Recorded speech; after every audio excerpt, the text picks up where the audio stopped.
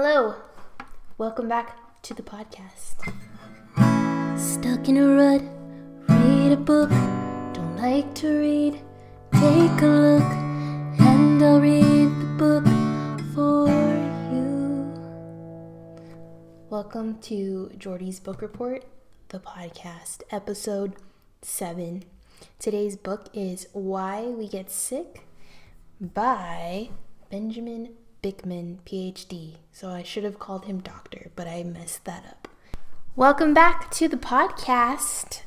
Today is a little cash for your girl. She's a little cash in her fit, but I still have the bucket hat on, and this one says Inscribe on it, and that is my friend Chio's brand. So if you want one of these bucket hats, I'll link it below, but just gotta support my girl's business, know what I'm saying? Okay, get it together, Jordy. Let's get into the nitty-gritty. So I have not read a book like this on the podcast before. It's a bit intimidating to read something of this nature. Before we get started, I have to say, in no way am I intellectually qualified enough to even conceptualize a majority of the contents that we will be discussing in today's podcast, but I did grasp a few points, and I do encourage that you read it for yourself to see what you get out of it. But even just glancing at my notes is quite intimidating. I definitely don't want to mess the information up with, giving my own spin or interpretation on it when I express it. So I did definitely try to write down notes that were quotes from the book rather than just summarize what I thought I got out of the chapter. However, I will say that towards the end, I did understand a lot more of what was going on, because the book is divided in 3 parts, where the first part of the book is talking about specific diseases and causation.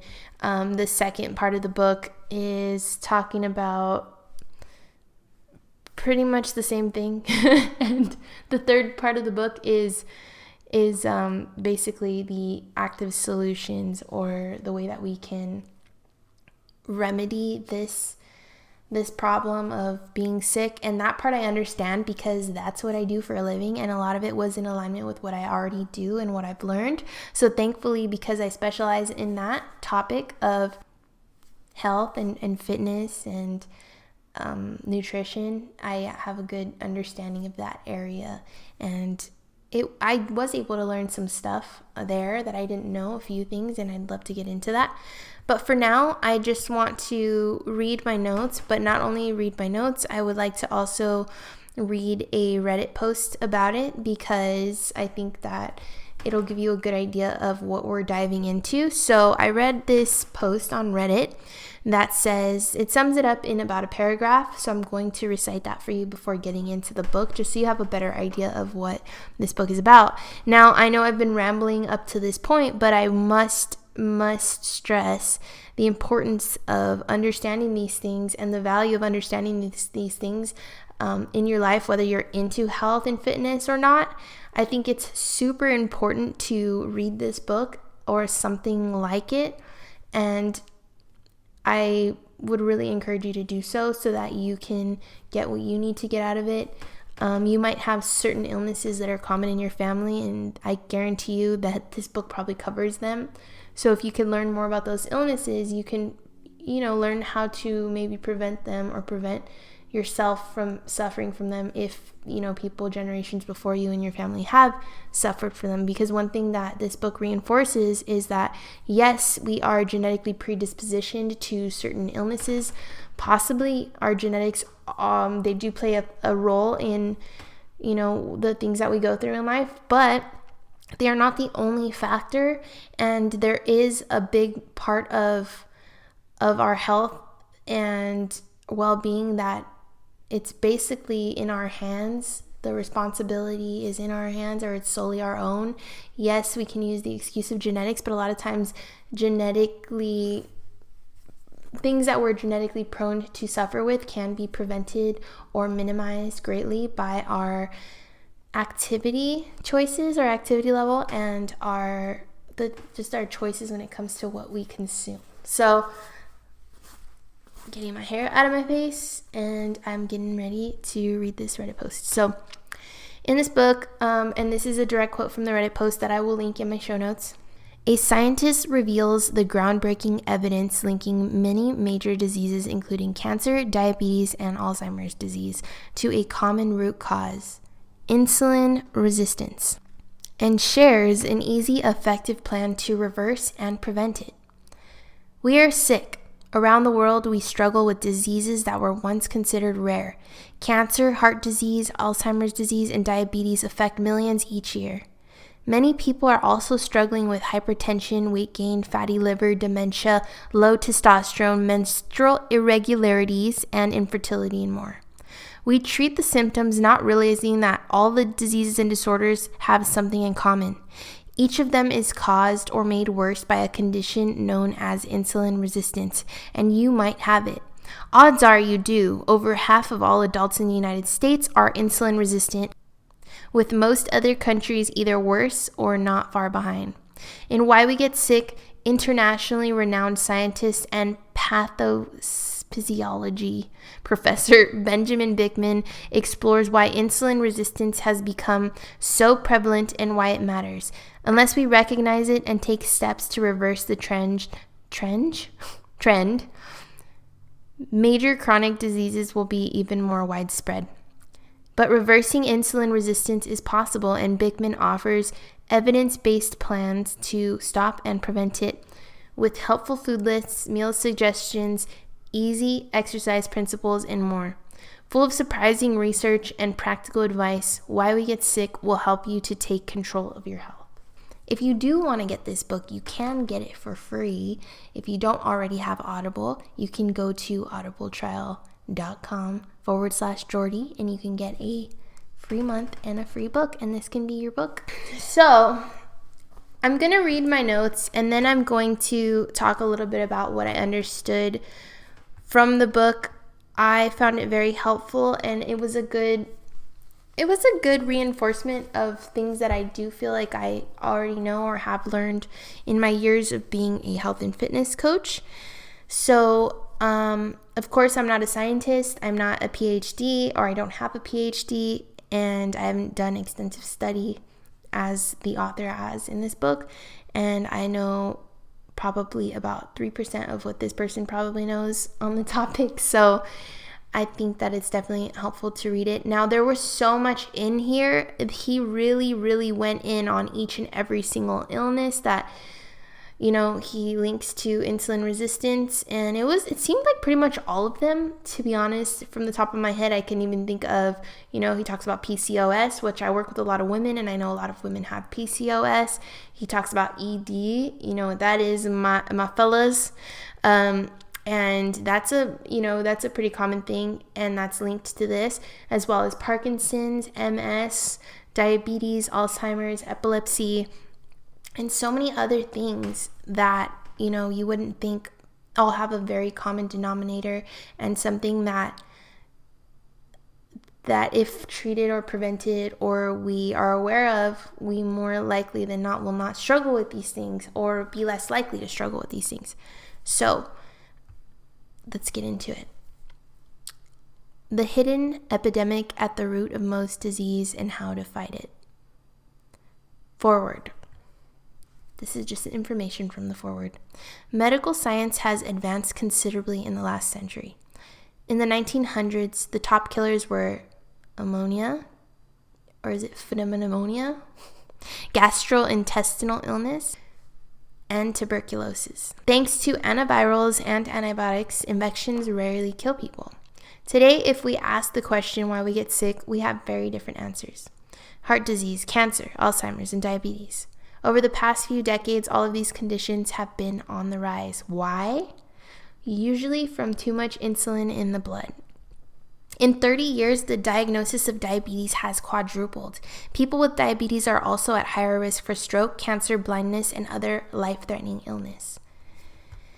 Now, a lot of you might think, and I thought this too, well, before I knew much about it, why is my desk creaking so much? So tell me this. Is diabetes something that you always thought was out of your hands and, oh no, I might get diabetes, but there's nothing I can do about it? Because I know I used to think that about diabetes. I was really shocked to find out, and I learned this a while ago, but I was really shocked to find out that a big part of why people suffer with type 2 diabetes is because of their lack of physical activity or their dietary choices.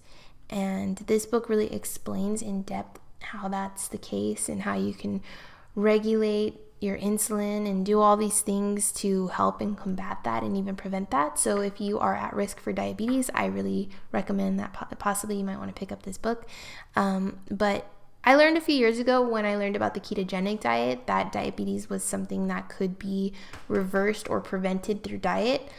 However, I know now that that's not necessarily the only or best way to fight it. It might be the best way, arguably. I guess I should take that statement back, but I don't think it's the only way. I think if you're not diabetic, based on what I read in this book, you are able to, fight that without going to that extreme. But you will want to be, very active and incorporating resistance training into your life, as that does help to regulate insulin in your body or fight insulin resistance. And if your diet is improved or you have a good balance there, then you're probably less likely to suffer from that. So anyways, let me just continue to read my notes. Worldwide, we are struggling with diseases that were once rare. 10 million cancer deaths worldwide, 20 million heart disease, 50 million Alzheimer's, and 500 million have diabetes, I believe, per year. Is that insane or what? More than 45% of people around the world are considered overweight or obese. More than 45% of people around the world are considered overweight or obese. They may seem unrelated, but they all have something in common: insulin resistance, and that contributes to the problem or makes the problem worse. Insulin resistance is the most common health problem worldwide, yet most people are unaware or don't understand it. I was definitely one person who didn't fully understand it. I thought insulin resistance was exclusively something that diabetics suffered with, so it was quite interesting to find that insulin resistance is a problem amongst many other cases, or in regards to other health conditions. What am I saying? Nobody knows. So this book was written to help people understand insulin resistance and what to do about it. What is insulin, you might ask? Well, insulin is a hormone we produce naturally unless we have type 1 diabetes. And if we have type 1 diabetes, we don't produce insulin, I believe. That's why they have to inject it. I'm not an expert on type 1 diabetes though, so don't quote me. It's released from the pancreas and has an effect on every cell and organ in the body. The author talks about the specifics of diabetes and the difference between insulin resistance and too much insulin. But insulin isn't just important for diabetics, and please forgive my phrasing in advance. A lot of specific details about this disease were noted, but one thing that stuck out was that just after 2 years of being insulin resistant, I did take note of a lot of things, but one study that stood out to me, or one area or section of this book that stood out to me, was the effect that insulin resistance has on the brain. So there was a study done on 2 brains. The insulin resistant brain had aged 10 years in just 2 years. Basically, as we get older, certain functions slow down in our brains, and we might have certain problems cognitively the older we get. And the fact that being insulin resistant ages your brain that much in such a short period of time, 10 years of aging in just 2 years. So I knew that diet and exercise could slow down your aging process. And I had learned a little bit about something called telomeres in our body, which are basically our DNA strands. And the visual I have in my head is that when our DNA strands shorten and die, we age. And when you exercise and lengthen your telomeres in the DNA strands, it takes longer for the DNA strand to shorten and die, which slows down your aging process. So with that visual, I think it's pretty cool that you can slow down your biological age or aging process through exercise and diet. And you might be numerically a certain age and biologically a younger age. And that's pretty cool, because if you're slowing down your aging, then you're not aging at the rate in which society might say you are. So knowing that being insulin resistant speeds up your aging process is crazy, and that's sad. Imagine being 35. Have you ever seen somebody who's 35 but they look like 50, or somebody who's 52 but they look 31? I think that that biologically our age can be different than numerically. So don't age yourself faster than you need to. You know what I mean? We only got one life to live as far as we know. There are controllable variables when it comes to life-threatening illness, so age and genetics cannot be blamed solely. The book talks about almost every disease at length and its correlation with insulin resistance. It's shocking. So I'm just going to kind of get into what I wrote about part 3, because I'm not going to go through every single disease and the causation and effect of, being insulin resistant, or how insulin resistance is relevant to each and every single disease. That would take way too long. This book was pretty long. I'm just going to go into the third section, which talks more about how you can take action to prevent it or fight it.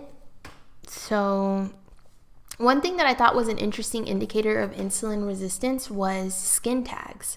So I don't know if you've ever had this experience, but basically it's easy to go in and out of being insulin resistant or creating insulin resistance in your body. So just because you may be insulin resistant now doesn't mean you have to be a few months from now. So I think that's cool to know, especially if you don't have a life-threatening illness or it hasn't gotten too severe. But one indicator of insulin resistance is skin tags. So if you have a bunch of skin tags, that is an indicator that you may be insulin resistant or becoming insulin resistant. And if you were to regulate that, you might notice that the skin tags go away, which is crazy. And that's actually happened to me. There was a point in time where I was consuming so much sugar, so much processed food, processed carbohydrates and everything. And I was starting to get skin tags. And I thought it was so weird. I was getting them on my neck. They were really subtle, but I noticed them on my arm and I would try to pull them off. Gross, I know. But I notice now that I don't have that. And so when I read that in the book, I was like, wow, because now I'm more mindful of eating more wholesome, natural foods. It's just been a few months that I've been trying to slowly get, consistent in that. And I've been pretty consistent for the last few weeks of making better choices overall when it comes to food and exercising regularly, of course, and I don't have the skin tag problem, so I thought that was interesting. Another thing that I noticed, and I probably have made myself somewhat insulin resistant in the past, is I personally get eczema now when I eat corn syrup or something like candies or things that have that, like Twizzlers. I will get a breakout of eczema, and it's usually on my eyelid, which is so unflattering and sucks. So I try to not consume Twizzlers, although they're my favorite and I can eat a whole box of them. I stay away from them because I do not want to have eczema on my eyelids, and I know that it's not great for my body. That is causing inflammation. So now I have Smart Sweets red twists whenever I have the urge to have Twizzlers, and no, they're not the same, but it kind of satisfies me. And also, for some reason, those aren't as addictive, maybe because they don't have syrups and sugars and stuff in them. And so when I eat them, I don't have the urge to eat more. I'm like, okay, that was good. I'm good. So, I don't know. Anyways, I got off track. So, the solution to insulin resistance is get moving. Physical activity is so important. Lifestyle is the most powerful change we can make, and that's basically how we move and how we eat. So your diet and exercise. Any type of activity helps because it removes glucose from the blood without involving insulin, and that's an effective method for all ages and genders. Weightlifting has the biggest return of investment, although all movement helps.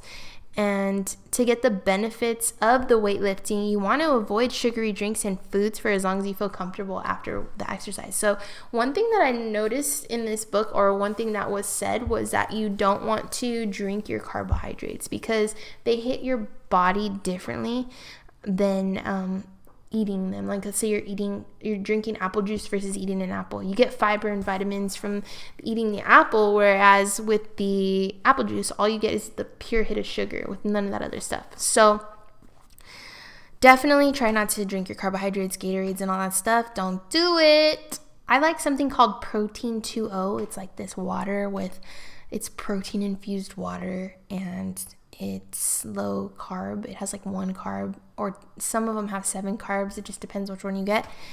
And that's a really good way to hydrate after a workout if you want something besides water, or during, or whatever. I like it a lot. Anyways, there are a lot of other alternatives like BCAAs and stuff like that. So try to not drink your calories or your carbohydrates. And weightlifting, yeah, get into it. I'm going to get into why right now. Because the reason why you want to weightlift is because that's how you build muscle. And you really can't build muscle or a significant amount of muscle, if any, doing bodyweight exercises or no resistance training, aerobic exercises. They just don't, that's not their cup of tea, muscle building. Muscle helps clear glucose from the blood and restore insulin levels to baseline. So having muscle mass is not just aesthetically beneficial. A lot of people think like, oh, you're so shallow. You want big muscle for what? Why I oughta. But the thing is, I don't know what that was all about. The thing is, muscle is not a strictly a vanity thing for some people. Some people understand the benefit of having muscle health-wise, and some people aren't aware, and they think, well, muscle looks cool, or I like the way it looks. And some people even justify not working out or lifting weights because they say they don't care how they look and they're not shallow, and what's the point of having that muscle? But the thing is, muscle helps you to be healthier, and it helps, not only does it help you in slowing down your aging process to do movements and exercises that help you to build muscle, but it does help you metabolically, and it does help you in regards to insulin and other body functions. And your insulin affects every organ in your body, so you don't want to be insulin resistant, because it's going to negatively affect all the other functions of your body. And I know women care about their reproductive organs. I know women care about their reproductive organs, and I know that men care about not having erectile dysfunction. So if that's incentive for you, then maybe just do it for that reason. So this is the thing. A lot of people just try to starve themselves, and they don't really know the approach to take, and that's actually also harmful, because you can become insulin resistant from starving yourself as well as overeating sugary bad foods. Isn't that crazy? Like, so what's the solution, right? With extreme caloric resistance, you can become type 2 diabetic, which is surprising. But your thyroid hormones can drop from extreme caloric resistance. And I do tell my prospective online clients that when you starve yourself, you can hurt yourself hormonally, and you can hurt your thyroid and make it so that it's quite impossible to lose body fat efficiently or with exercise, because if you damage your metabolism, then it's not going to function properly the way that it needs to aid you in weight loss. So you don't want to take the starving approach, which a lot of these skinny teas and shakes and chemical diet shakes and whatever, that's what they're doing to you. So they're causing long-term damage. Although you might feel that you have less water retention or you're losing a little bit of weight initially, it's not going to be good for you in the long run. So that's why I help people to learn how to do things in a more balanced way, so that they have a better outcome long term.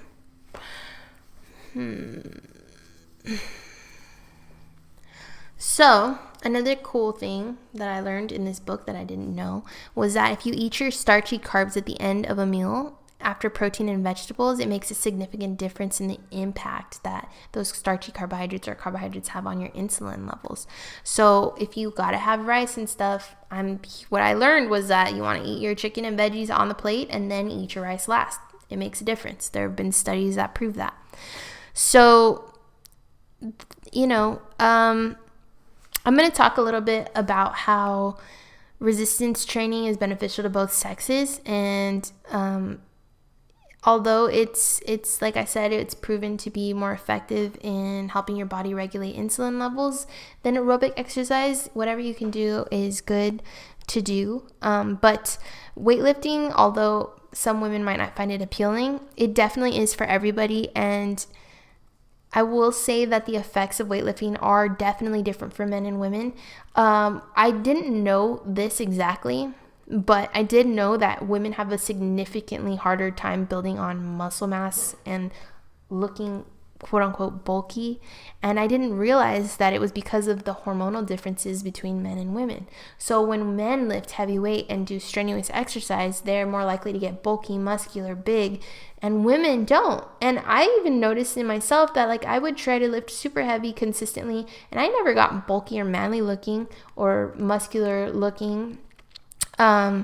And I never really understood how to explain it. I would just tell people girl, you don't have to worry about that. You could be lifting for 12 years and you probably won't look bulky and manly, even if you tried, unless you start taking testosterone. And I would say that all the time. And I didn't realize that the reason is just because when men build more muscle mass because they have more testosterone and different hormones, most women will just get tighter and stronger, like a tighter look and a stronger look to their physique. And I did notice that I got smaller the more fit and strong I got.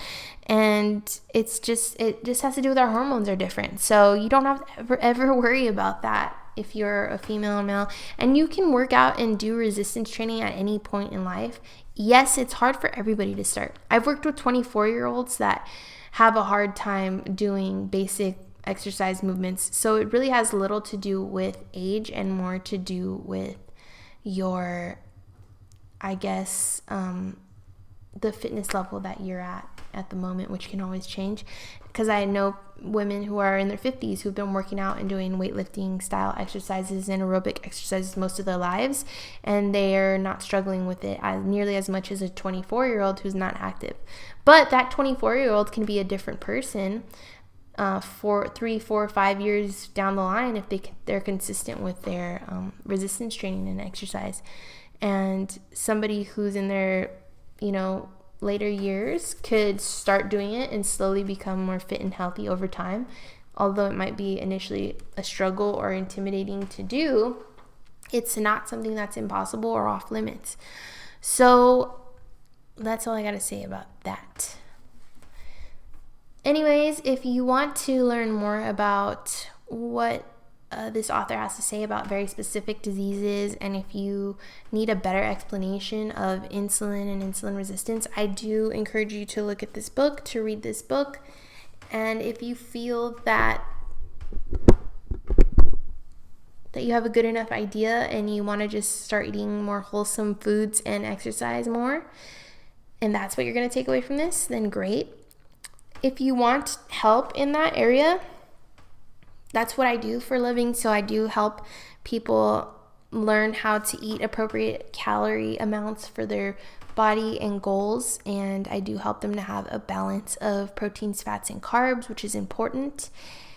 And I do help with how to exercise, whether it be at home or in the gym optimally. However, I'm a big fan of resistance training, bodybuilding, weightlifting, so I try to incorporate resistance with even household items, and I do have alternatives for my clients. And in the book, the author says that even if you substitute weights for a milk jug or something, it's going to make a difference in your body. So I literally do that for my clients who need that information. I have videos recorded for everything, whether it be nothing, no equipment, milk jugs, champagne containers, bottles, whatever, dumbbells, exercise equipment. This creaky freaking desk is bothering me. Sorry. So if you want to apply to work with me, I am still taking on people for the month of March, probably going to stop looking at applications today though. So you can apply using the link below in the description, and you can also apply in the future for the next month. So I usually take on new clients every month, and other than that, I mean, read some books. Just, try to do what you can today with what you have today. And if you can start being more active, be more active. It will help you in more ways than just how you look. It's not just about how you look. It's about your quality of life, your longevity. And I hope that you guys stay healthy, and I hope that you stay happy. And if you want to pick up any of my merch, with me and Nala on a coffee cup or a sticker or something, got them. Got one on my computer right here in the corner. You can't see it if you're listening. But other than that, thank you so much for listening today. I apologize for missing last week. I had a bunch of issues, not only with the equipment, but also I wasn't really a fan of the book that I chose. I didn't think it would be that helpful, so I didn't want to talk about it. And I didn't have time to read another book because it was a heavy work week for me. So I do apologize for skipping last week, but thank you for being here today. And for anybody who listens who cares about this, I will be going to Disneyland this month or in March when they open, and vlogging that. So stay tuned and keep following if that's what you're following me for. And if you're putting up with these podcasts, I appreciate you. I hope you're getting something out of it.